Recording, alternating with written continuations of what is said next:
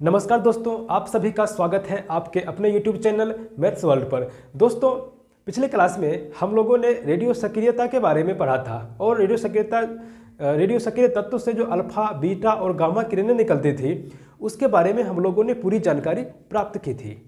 लेकिन आज हम लोग पढ़ेंगे कि रेडियो सक्रिय विखंडन क्या होता है, यानी रेडियो सक्रिय क्षय जिसको बोलते हैं वो क्या होता है, उसके बारे में हम लोग आज पूरी जानकारी प्राप्त करेंगे। और आज हम लोग एक और टॉपिक देखेंगे, अर्ध आयुकाल। किसी भी रेडियो सक्रिय तत्व का जो विखंडन होता है तो वह उसका आधा विखंडन कितने समय में होता है, जिसको कि हम लोग अर्ध आयुकाल कहते हैं, उसके बारे में भी जानकारी प्राप्त करेंगे। और ये दोनों जो टॉपिक है आपके किसी भी आगामी एग्जाम, एनटीपीसी, ग्रुप डी सभी एग्जाम के लिए काफ़ी इंपॉर्टेंट है। तो इससे क्वेश्चन आने की काफ़ी संभावना होती है, इसलिए आप लोग इसको ध्यान से पढ़िए, ध्यान से देखिएगा और आपको, मुझे उम्मीद है कि काफ़ी मज़ा आएगा और आपको समझ में सारा चीज़ आ जाएगा। और इस पर हम लोग क्वेश्चन भी देखेंगे, तो आप लोग लास्ट तक बने रहिएगा तो आपको सारी चीज़ समझ में आ जाएगा। तो चलिए सबसे पहले हम लोग बात करें अगर रेडियो सक्रिय विखंडन का, जिसको कि हम लोग इंग्लिश में बोलते हैं रेडियो सक्रिय डिसइंटीग्रेशन, ठीक है, जिसका कि एक और नाम है रेडियो सक्रिय क्षय, ठीक है, क्षय यानी डिके। तो रेडियो एक्टिव डिसइंटीग्रेशन यानी कि रेडियो एक्टिव विखंडन जो है वो क्या होता है। तो दोस्तों, मैंने आपको बताया था पिछले क्लास में कि जितने भी रेडियो सक्रिय तत्व हैं वो उसके जो नाभिक से स्वतः यानी कि ऑटोमेटिक अल्फा, बीटा कण निकलता रहता है। तो उसमें क्या होता है कि अल्फा, बीटा कण निकलने के बाद वह दूसरे तत्व के परमाणु में बदलता रहता है, विखंडित होते रहता है।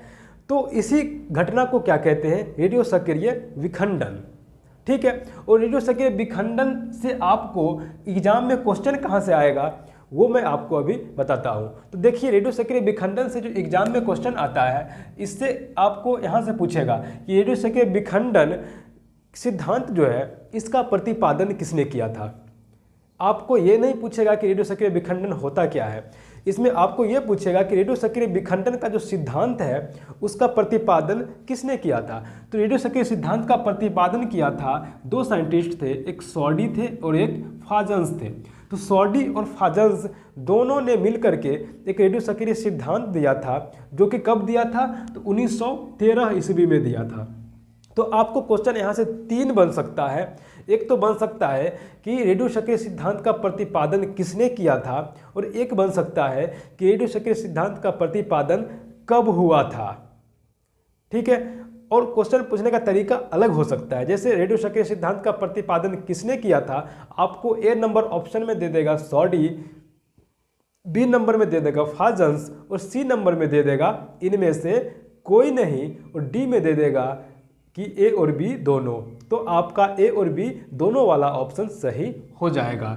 और यहाँ पर आप दूसरा लाइन में देखिए कि रेडियो सक्रिय जो तत्व होता है उसका परमाणु जो होता है वो अस्थायी होता है। रेडियो सक्रिय तत्व का जो परमाणु होता है वो क्या होता है, अस्थायी होता है। वह स्वतः विखंडित होते रहता है, यानी स्वतः टूटते रहता है। रेडियो सक्रिय तत्व का जो परमाणु है वह अस्थायी नहीं होता है, वह स्टेबल नहीं होता है, वह स्वतः टूटता रहता है, ठीक है, वह स्वतः विखंडित होता रहता है, ठीक है।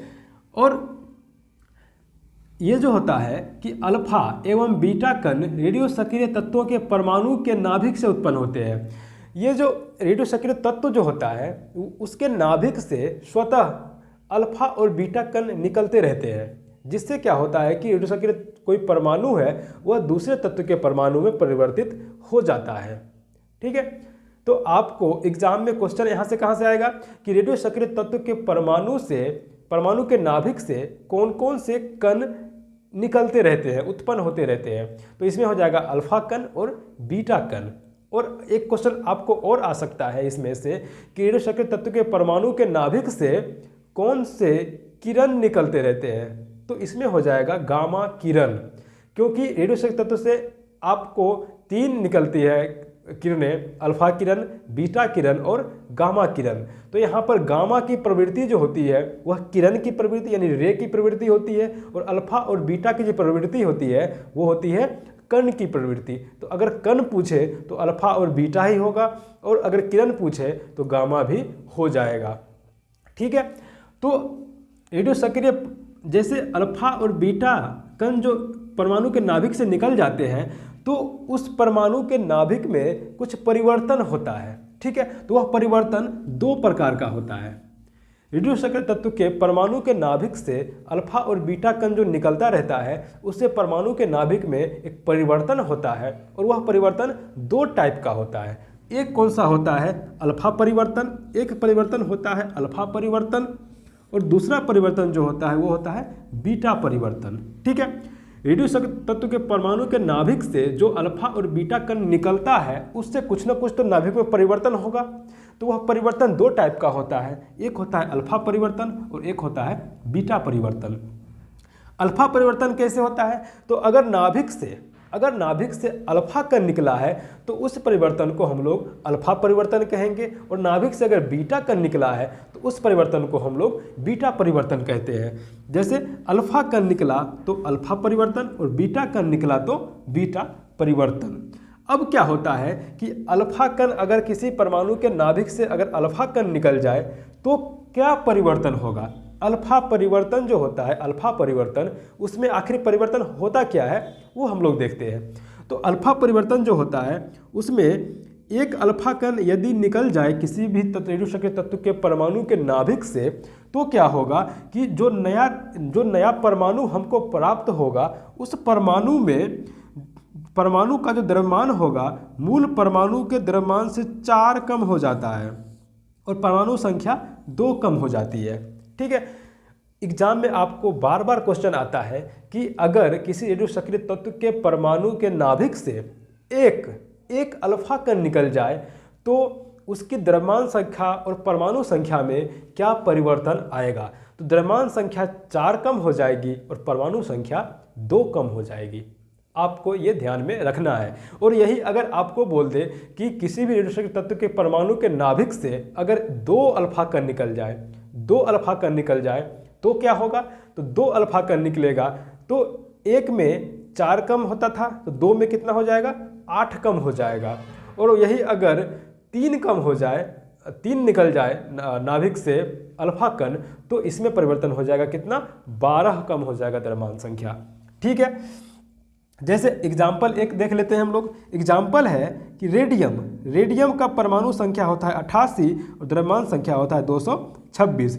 तो रेडियम से अगर एक अल्फा कण निकल जाए यानी एक अल्फा कण माइनस हो जाए उसमें से तो बनेगा रेडॉन का परमाणु बन जाएगा, जिसमें देख रहे हैं यहाँ पर 88 से 86 हो गया, यानी परमाणु संख्या में 2 की कमी आ गई और द्रव्यमान संख्या में कितने कमी आ गई?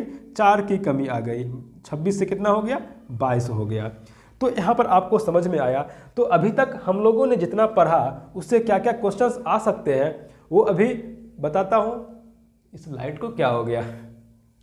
ठीक है, कोई बात नहीं है, आपको दिख रहा होगा शायद, उम्मीद करता हूँ। तो अभी तक जितना मैंने पढ़ा है उस पर क्वेश्चंस बन सकते हैं कि रेडियो सक्रिय विखंडन का सिद्धांत का प्रतिपादन किसने किया? तो सॉडी और फाजन्स ने। कब किया? तो 1913 ईस्वी में। ठीक है, और आपको एग्जाम में ये भी क्वेश्चन आ सकता है कि रेडियो सक्रिय तत्व का जो परमाणु होता है वह अस्थायी होता है कि अस्थायी होता है। ठीक है, और तीसरा में क्या है कि रेडियो सक्रिय तत्व के परमाणु के नाभिक से कौन कौन से कण निकलते हैं और कौन कौन से किरण निकलते हैं वो भी आपको एग्जाम में आ सकता है। तो कण पूछेगा तो सिर्फ अल्फा और बीटा हो जाएगा, किरण पूछेगा तो गामा भी हो जाएगा। और रेडियो सक्रिय परिवर्तन जो होता है यानी अल्फा और बीटा कण निकलने के बाद जो परमाणु में जो परिवर्तन होता है वह 2 प्रकार का होता है। एक अल्फा कण निकलने से अल्फा परिवर्तन और बीटा कण निकलने से बीटा परिवर्तन। ठीक है, अब अल्फा परिवर्तन में क्या होता है कि अगर किसी भी रेडियो सक्रिय तत्व के परमाणु के नाभिक से एक अल्फा कण निकल जाए तो उसके द्रव्यमान संख्या में 4 की कमी आएगी और परमाणु संख्या में 2 की कमी आ जाएगी। अगर 2 अल्फा कण निकल जाए तो परमाणु द्रव्यमान में 8 की कमी आ जाएगी और परमाणु संख्या में 4 की कमी आ जाएगी। यानी कि जितना बढ़ते जाएगा उसी रेशियो में उसका परमाणु संख्या द्रव्य संख्या का भी अनुपात बढ़ते जाएगा। ठीक है, तो एक एग्जाम्पल से मैंने आपको अभी समझा दिया। अब हम लोग बात करें कि यहाँ पर तो हमने बात किया था कि अल्फा कण निकले तो क्या परिवर्तन होगा। अब अगर हम लोग बात करें कि बीटा कण निकल जाए, बीटा कण निकल जाए किसी भी रेडियो सक्रिय तत्व के परमाणु के नाभिक से, तो उस नाभिक में क्या परिवर्तन होगा, अब हम लोग देखते हैं। तो बीटा कण अगर निकल जाता है तो द्रव्यमान संख्या में कोई परिवर्तन नहीं होता है, द्रव्यमान संख्या वही रहता है, लेकिन परमाणु संख्या में 1 की वृद्धि हो जाएगी। अल्फा कण निकलने से द्रव्यमान संख्या में 4 की कमी और परमाणु संख्या में 2 की कमी हो रही थी, लेकिन बीटा कण निकलता है यानी बीटा परिवर्तन होता है तो क्या होता है, द्रव्यमान संख्या सेम रहता है, द्रव्यमान संख्या तो वही रहेगा, लेकिन परमाणु संख्या में 1 की वृद्धि हो जाएगी। ऐसा समझ में आपको? चलिए अब इसका भी एक एग्जाम्पल देखते हैं। जैसे रेडियम, रेडियम का परमाणु संख्या 88 होता है और द्रव्यमान संख्या 226 होता है। उसमें से अगर हम एक बीटा कण निकाल दें यानी एक बीटा कण माइनस कर दें तो ये बन जाएगा एक्टीनियम, और एक्टीनियम का होता है परमाणु संख्या 89 और द्रव्यमान संख्या 226। ठीक है, यानी कि दोनों देख यहाँ पर रेडियम और एक्टीनियम, इसमें से एक बीटा कण निकला तो परमाणु संख्या में 1 की कमी हो गई, बड़ी वृद्धि हो गई, लेकिन द्रव्यमान संख्या सेम है। तो ये दोनों क्या हो जाता है, ये दोनों जो है सो एक बीटा कण निकलने से द्रव्यमान संख्या तो सेम ही रहता है, लेकिन परमाणु संख्या में 1 की वृद्धि होती है। इसका कहने का मतलब हुआ कि जिस दो तत्वों का परमाणु संख्या भिन्न हो लेकिन द्रव्यमान संख्या समान हो, उसको बोलते हैं समभारिक यानी आइसोबार्स। तो एक बीटा कण निकल जाने से क्या प्राप्त होता है, इसका समभारिक प्राप्त हो जाता है। कितना इंपॉर्टेंट लाइन है, आप इसको ध्यान में रख सकते हैं। ठीक है, अब एक होता है समूह विस्थापन नियम, इसको मैं आपको बोल करके समझाता हूँ।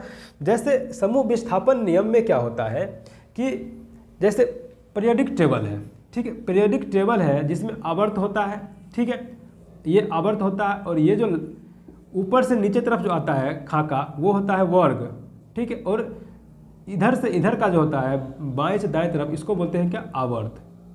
ठीक है, तो ये पहला वर्ग, दूसरा वर्ग, तीसरा वर्ग, चौथा वर्ग। ठीक है, यानी कि उसी को बोलते हैं समूह यानी ग्रुप, पहला ग्रुप, दूसरा ग्रुप, तीसरा ग्रुप, चौथा ग्रुप। और ग्रुप में जैसे ही हम लोग आगे बढ़ते जाते हैं, ग्रुप में आगे बढ़ते हैं तो परमाणु संख्या में 1 की वृद्धि होती है। अगर यहाँ पर कोई तत्व का परमाणु संख्या 1 है तो यहाँ इसका 2 हो जाएगा, इसका 3 हो जाएगा, इसका 4 हो जाएगा, उस अनुसार 1-1 बढ़ते रहता है। तो इसमें क्या है कि अगर किसी तत्व के परमाणु नाभिक से एक बीटा कण निकालते हैं तो द्रव्यमान संख्या तो वही रहता है, लेकिन परमाणु संख्या में 1 की वृद्धि होती है। यानी कि अगर कोई तत्व का परमाणु संख्या 1 है तो अगर इसमें से एक बीटा कण निकाल देंगे तो परमाणु संख्या कितना हो जाएगा, 2 हो जाएगा।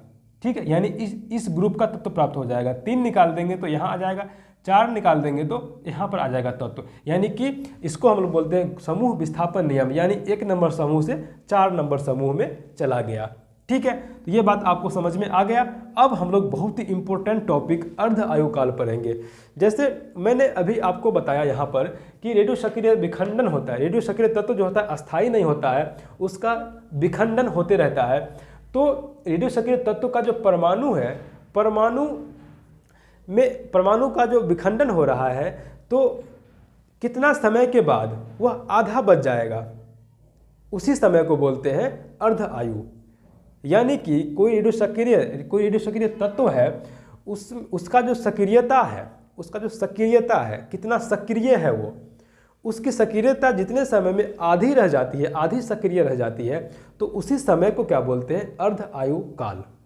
ठीक है, यानी कि रेडियो सक्रिय तत्व में उपस्थित परमाणु की संख्या आधी रह जाती है। जितने समय में रेडियो सक्रिय तत्व में उपस्थित परमाणु की संख्या आधी रह जाती है तो उसी को बोलते हैं उस तत्व का अर्ध आयु काल।